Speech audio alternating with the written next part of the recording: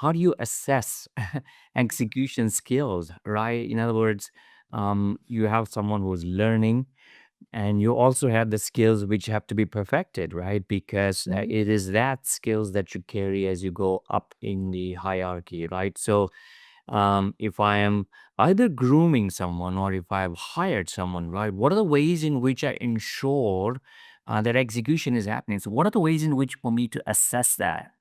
Okay, so I think in most organizations, regardless of whether it's Gen Z or otherwise, right?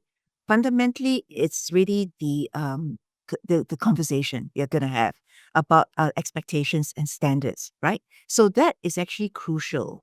Now, where I see a lot of weaknesses is that there's an inability of the supervisors to actually articulate what is the standard and to help your new employee differentiate what is acceptable, what is above, and what's really below.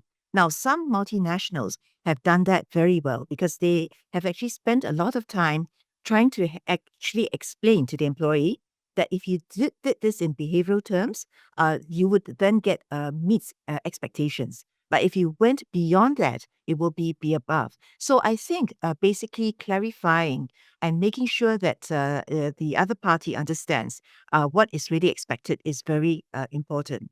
And I think once the Gen Z or whoever the staff is understands that that's what's the key standard to look at, then it is up to them to actually demonstrate their behavior.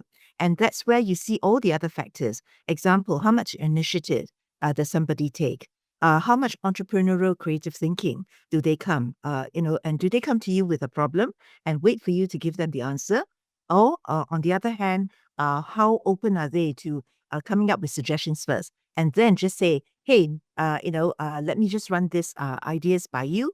Tell me which one you prefer, and let me work out the details." So it's really about seizing the initiative, getting the ownership, and that commitment to see it through, and then being able to actually have resilience when they come across obstacles. And instead of just simply whining and grumbling, they actually come up with, this is what I thought about it. Yes, I was impacted. I really felt bad, and I don't think that's acceptable.